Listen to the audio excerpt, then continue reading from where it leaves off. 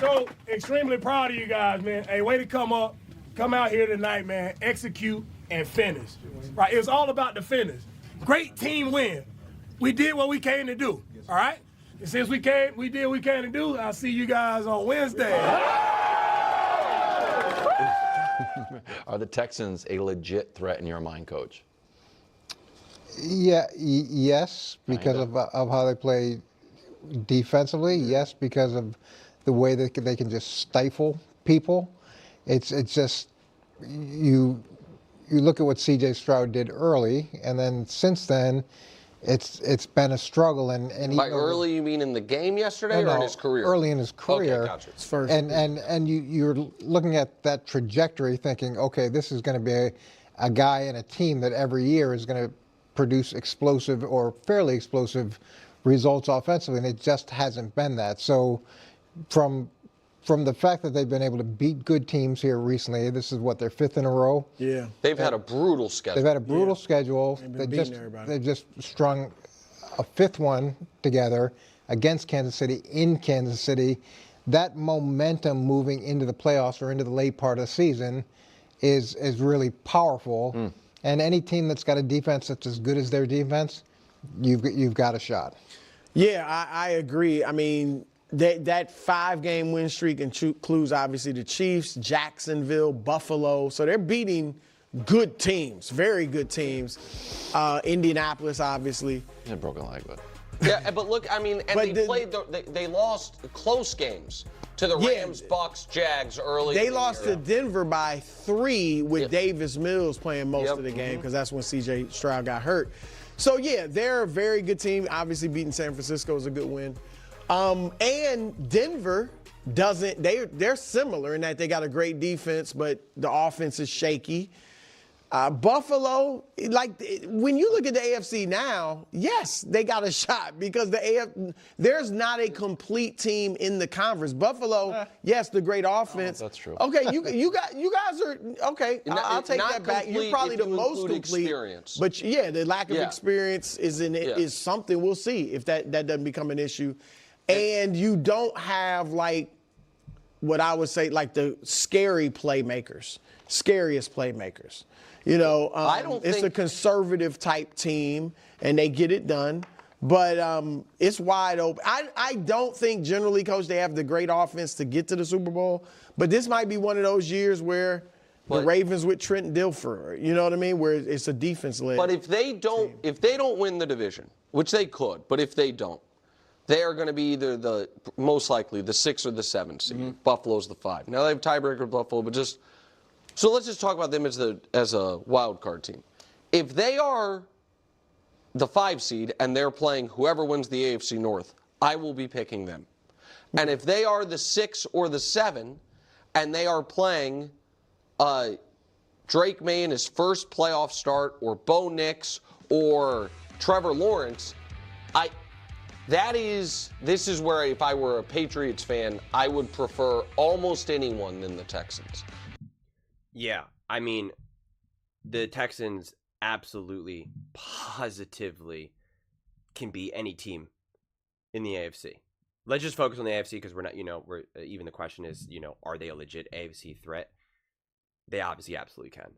And considering the Texans are such an amazing story, considering how this season has unfolded, all the losses in the beginning, CJ Stroud. I mean, multiple times you could have said, you know what, it's just better for them to keep losing. The season's over. Get a top draft pick. Fix this O-line. Fire another coach. Another coordinator. You're just like, this season's gone. And now you're like, look what they're doing. Look who they're taking down. And it's also funny because I listened to D'Amico talk where he's just like, it's how we executed and how we finished. And in my mind, I was going to say emphasize the finish part, And he then says, but it's really how we finish. And I'm like, oh, D'Amico, you're taking my line. I'm like, I really do think like a coach now, because that's exactly. I was just about to say, it was like, no, it's how you finished. And he said it, but then he emphasized it. I'm like, he took it. The coach, the head coach of the elite defense took it from me. So I thought that was funny for me. But I mean, Yeah, I went on a whole rant, and I'm not going to repeat the whole rant because I just made it with regards to the Packers video. But I'll just very quickly say that to me, no one should have confidence at all. You can believe in your team being great and being a top contender, et cetera, et cetera. But I mean, I just think any team can beat any team right now. And if the Texans went up against the Jags or the Patriots, the Steelers, whoever, they absolutely can blow. This defense can blow up anyone. Now, there are some concerns with the offense, no doubt about it. CJ Stroud made some huge plays. I mean, like he made some plays where I was like, I'm screaming, oh my gosh, I can't believe it. Like, I literally screamed like, oh my gosh, because there's times that like I'm thinking to myself, he's not going to make this play because a lot of times it's him just scrambling and throwing on the run, and that's not really his. Yeah, I'm not going to get too lost in the whole seeding right now. But in my post-game clip, I was like, you should feel great if you're a Bears fan. Yeah, you lost, so obviously it's a bummer. But like losing on the road against a great team like the Green Bay Packers, a division rival coming down to the final play, I mean, it's kind of par for the course for football. You saw the brilliance of Caleb Williams and Ben Johnson at the same time. You saw both of what makes them special. Before I go any further, please, Chicago Bears fans, do not forget to subscribe and watch the full length of this video, as it is, without a shadow of a doubt, the best possible way to support this channel. When you do that, subscribers go through the roof, views go through the roof. And like I always say, it's not about just trying to chase views, chase subscribers. It's about creating content that people genuinely want to watch. Building a community where we have conversations so I can keep making the best possible Chicago Bears content that I can. That's just rooted in real sports talk, real conversations. No bias, no hate, just real conversations. So thank you. With that out of the way, ready to write off the Bears as Super Bowl contenders. I mean, I think that's absurd. Especially because the playoffs right now seemingly is going to come down to, do you make the play or not? Do you make the play or not? And Ben Johnson has clearly shown his ability to dial up the right play. And Caleb Williams has clearly shown the ability to go off script and get it done when it needed to be done. Now, Caleb has been a little inconsistent and inaccurate, something that I've talked about a lot throughout the course of this season, and I've defended it and said, it's okay. This is year one with Ben Johnson, etc., etc., etc. And Tom Brady did a great job of pointing out, like, hey, you're leaving the pocket too soon. You're getting rid of half the field right now, and you didn't need to do that, right? And like, and Tom Brady is obviously spot on in that moment. But I'm just not going to crush him in that moment because it's year two. This was year 7. We'd have some problems. But that's not the case. And then he still makes other spectacular plays. My concern is, and there's two there. It's twofold for this. I'll say the positive first. I've said this again and again and again throughout the course of this season, that when Caleb can begin to play better, because I started counting how many inaccurate throws. He had like 4 or 5 inaccurate throws. Like he missed a whole bunch of throws. And I said that when he can cut that down, when he can execute this offense and be more accurate, this Bears team becomes the prime Mahomes and Andy and Kansas City Chiefs offense that is just absolutely rolling, hanging 30-plus points a game, game after game after game. And I really believe that, right? You become special, you become spectacular. And the limiting factor of that right now is indeed Caleb Williams, which is okay. But then also what Caleb brings to the table is some of the other spectacular plays that he's making where he's, avoiding sacks, scrambling, making throws on the run that are amazing. The concern is right now is the reliance on those plays just to barely win or just to come up short. And you'd like to just be able to see more drives that Caleb can execute where you don't need some of that special. But the reality is that you're protected so much by a few things, but really the biggest one is Ben Johnson. I mean, like that 17-18 play drive. I mean, again, that was a Ben Johnson masterpiece. I mean, like that was just so unbelievable to be able to come out a second half and just score. I said this when I made a video looking at it from the Packers' perspective. I was just like, you have to just shake the hand of Caleb and shake the hand of Ben Johnson and just be like, yeah, man, Great play, great drive, great touchdown. It's just like they always say in basketball, commentators will always be like, "Oh, that was great defense." You just have to shake the hand of of Steph Curry and say good play or something. And I forget who says that, but I think it's Reggie Miller. He says that like all the time. And it's just like, that's how I felt watching some of this game, where it was just like, in order for the Bears to score, it was like you saw like spectacular plays, spectacular play calling, spectacular play designs, spectacular individual play from like a Caleb or something. And you'd like to be able to find ways to just not always rely on the spectacular. And like, Wild is getting a little high and mighty about the Patriots. And I get it. Patriots are really great right now, and a lot of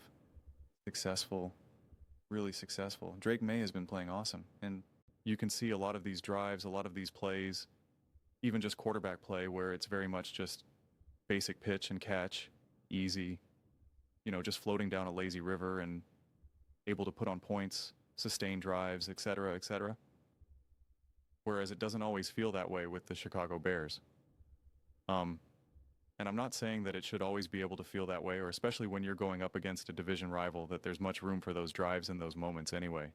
But I just, in no way do you watch this game and now you feel less about the Bears. I feel better about the Bears. And this is what I kept emphasizing, which is why I'm not afraid to downplay a big win against the Bengals or the Giants, or say Caleb wasn't good enough for this or that. Because since I'm not a hater or a fanboy of any in any direction, like, I watch a game like this, and I'm way more impressed by Caleb than the Giants game, the Bengals game, the Cowboys game. I always love to use that Cowboys game as a reference because his stats were through the roof, but he was throwing to wide open receivers the entire game, and he missed a ton of receivers. Like, that was the game that Brady was like, wow, this is like 7 missed throws here. But yet the box score was still through the roof. And I was like, I don't really care about that game. And going up against the Commanders, I'm like, H, he didn't really play that well. I don't think he really played that well. But then I see a game like this, and I'm like, I'm really impressed with that game. Really impressed. And so it's just like, it's just, I don't focus just on a box score. I don't focus just on a passer rating. I don't focus just on having a crushing interception to end the game. That is one of those things where Caleb made it's tough when he can minimize some of his inaccurate throws. If he throws that interception at the end of the game, it's even more forgiving because he made enough Superman moments when you're just like, it's a bummer that it was an interception, but you just can't expect him to be perfect. I remember watching the Rams game with Josh Allen last season when he had the first time when he had the 6 total touchdowns and he played absolutely out of his mind. I mean, it was obviously like a historically great game, and it was insane how amazing he played. But I remember he had a bad throw. He missed a throw, and Collinsworth came, I think it was Collinsworth, and was just like, oh man, he's going to wish he had that one back. And I went in the comments section, I was just like, it's such an interesting thing because Josh Allen played out of his mind, but he missed a throw. Collinsworth even said, oh man, he really wants that throw back, blah, blah, blah, blah, blah. And I took to Travis, who I reference a lot, Travis O'Shea in the comment section, wave hi to him, knows football very well.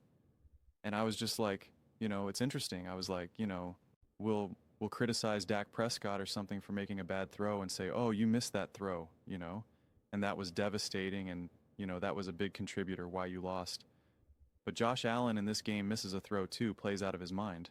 And yet, like, you're not as willing, and when I say, I mean, like me, him, the metaphorical you, like, you're not as willing to be as harsh on Josh Allen in that moment.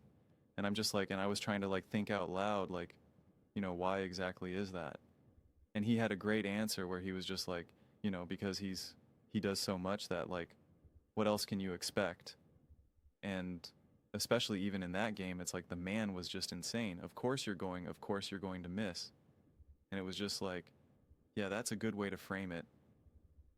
And when you watch enough football, especially if you just watch a single day worth of games and you see Stafford, let me just use all great players that even though they're not all playing at the same time, Brady, Stafford, Mahomes, Allen, like, they throw the ball 30 times, like, they're going to have some missed throws. It's not like they're not. This isn't 100%. It's not as bad as basketball where, like, you can expect Patrick Ma or you can expect Steph Curry to, have a game where he shoots 3 for 12, even though that's going to happen. But like, if he, you're more willing just to be like, oh, that's okay, that's basketball, law of averages. In football, if someone's really inaccurate, they have like 5, 6 inaccurate throws, you're like, oh, that's just not good enough. Like, and I'm trying to figure out like what is a good enough number. What's a floor for like you're allowing a quarterback to miss some throws? And I'd say 9 out of 10 games, you don't really miss any throws unless they're deep balls. Unless they're those balls that you're just letting it rip and you're just like, those are low percentage throws to begin with. But for the most part, majority of your throws that you're making, you really shouldn't be that inaccurate. You give them like 1 or 2 throws over the course of a couple games or so, like, but like, and if you're running for your life a lot, like there's always so many other factors in basketball. There's going to be a lot less factors in that regard. But when he can cut that down tremendously, and that is really what made Patrick Mahomes so special, is that like he just didn't miss a single layup, and then obviously things are changing a little bit right now, but especially when he was at his peak powers, he just didn't miss ever, and he had the spectacular plays, which then just was turbocharged. And right now with Caleb, he's obviously just not there yet. And if he can just even cut that in half, just like how it was, like if he can just cut his sacks down, it just is a major difference. And listen, don't take my word for it. Like people sometimes don't like that take that I just shared. And it's like Caleb himself said that he wants to complete like 70% of his passes, blah, blah, blah, blah, blah. And he's just so far from that right now. And for a big part of it, he has no one but to blame but himself. It's not drop passes, not receivers running in the wrong, like he is a big part of that. And so when you have that, as well as now throwing like a game losing interception, even though to be clear, that's not the way how I see it, it's just a little bit harder to defend, where if that was a Mahomes, if that was Lamar, if that was Josh Allen, and they've been playing great all game, then that happens. You're just like, you just couldn't pull a rabbit out of your hat in that moment. The magic just wasn't there in that moment. It's a little bit more forgivable. And so I feel like that's what's kind of given Wilds this kind of like extra energy to be like, well, he had the game losing interception. And it's like, well, he also had a lot of game saving plays as well.